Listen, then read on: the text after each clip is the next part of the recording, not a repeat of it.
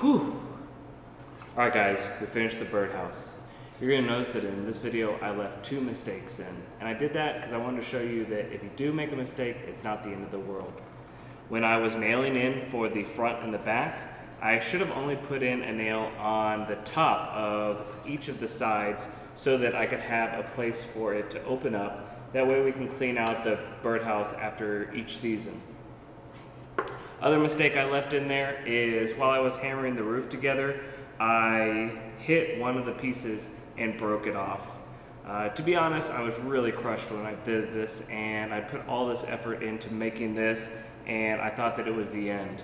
But I just put some wood glue on there, I clamped it together, I nailed it back in, and you can barely tell. So if you do mess up, don't worry, keep pushing through, keep trying, and you can make it look close to perfect, even with your little mess ups. Hope you guys had fun building the birdhouse. Be safe and good luck.